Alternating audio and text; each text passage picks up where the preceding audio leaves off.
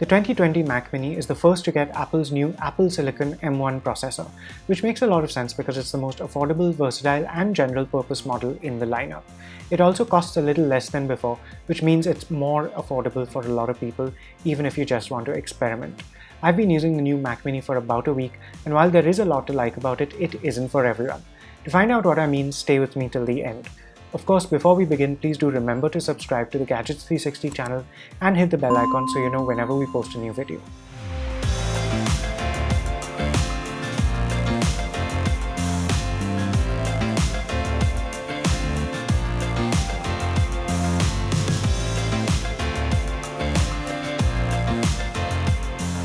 The body of the Mac Mini is milled from a single block of metal. It's just under 20 cm square and 3.6 cm tall, weighing 1.2 kilos. It can easily be tucked away in a corner, though it looks good enough and is unobtrusive enough that most people will want it on their tables.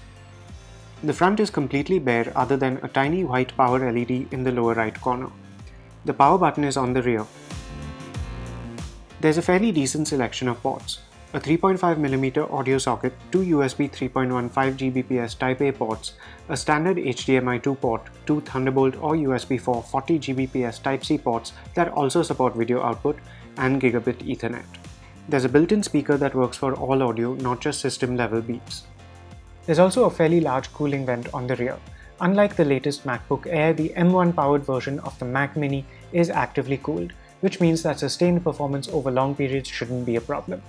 The M1 SoC is a huge achievement for Apple, but it's just the first chapter of a much bigger transformation. At the end of the day though, Apple wants it to be business as usual for most of its users. You'll be doing the same old thing on just another day, except a lot faster. Beyond the SoC, there's not that much difference about the latest Mac Mini compared to its predecessors. RAM and storage are completely not upgradable, which is a huge disappointment considering that there is room within this chassis. There are pros and cons to this approach for ultra-portable laptops, but at the end of the day, there is no reason for a desktop PC to be this constrained.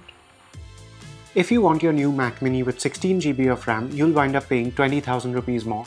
You can also choose a 1TB SSD for 40,000 rupees over the base price or a 2TB one for 80,000 rupees more. These prices are frankly ludicrous considering that you can buy a standard 1TB NVMe SSD for less than 10,000 rupees today, but your only alternatives are external drives and cloud storage. macOS 11 Big Sur has received a massive facelift with a completely fresh design style, tweaked window layouts, and several iOS-inspired touches such as widgets and quick toggles for settings. Everything runs smoothly and snappily on the new M1-based Mac Mini. It's exactly the same experience that you can expect on an Intel-based Mac, right down to the pre-installed apps. For example, Pages, Apple Music, and iMovie open very quickly. I also had no trouble creating a project with multiple tracks and effects in GarageBand.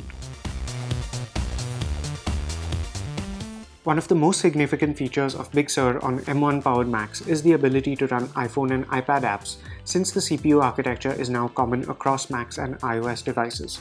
Not all apps are available in the Mac App Store, which makes sense to avoid duplication. Of course, there's also plenty of legacy software that isn't yet or might never be rewritten for Apple Silicon, and for those there's Rosetta too. The first time I tried to run an older program, I saw a dialog box prompting me to install Rosetta first.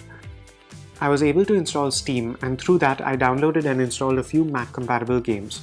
Shadow of the Tomb Raider was able to post a 25 FPS average at 1920 by 1080 using its medium quality setting, which is pretty impressive for an integrated GPU. Superhot and Civilization 5 also ran well at 1920 by 1080, and both were enjoyable. You'd never know there was any possibility of incompatibility. Pro users might be wondering whether the new Mac Mini is good enough for heavy-duty workflows, especially considering Apple's boasting that the new M1 SoC is more powerful than most current-day PCs and even some higher-end Macs. In my brief experience, you should actually be able to do some serious video editing and graphics work. Final Cut Pro loaded quickly and ran smoothly, and video was encoded and exported in no time. Now let's talk about running Windows on this machine. At the moment, you should be able to have the ARM version of Windows 10 running in a virtualized environment within macOS, which means it behaves like pretty much an app in itself. You'll have to sign up for the Windows Insider beta testing program, download the latest trial version of Windows, and follow the instructions that are available online very carefully. I was able to run Windows through QEMU using the patches and macOS terminal commands first posted by developer Alexander Graf. Keep in mind that Windows 10 on ARM has limitations of its own in terms of software support.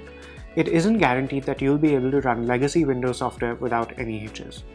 There's no telling how long we'll have to wait to see how this situation plays out.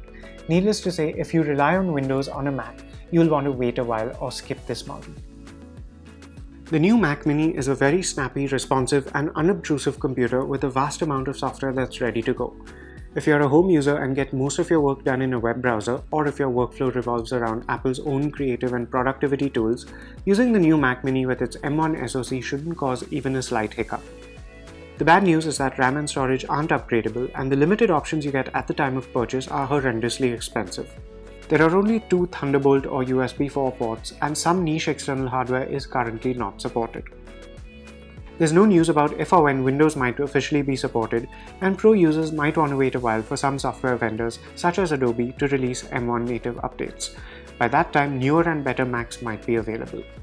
The Intel-based Mac Minis that are currently on sale will be supported for years to come, but won't be able to run iOS apps natively. As for the M1 SoC, this rollout has been a resounding success for Apple. No other company could pull this off, and the PC industry is not going to be the same. I can't wait to see what else Apple has in store for its more powerful iMac and Mac Pro desktops.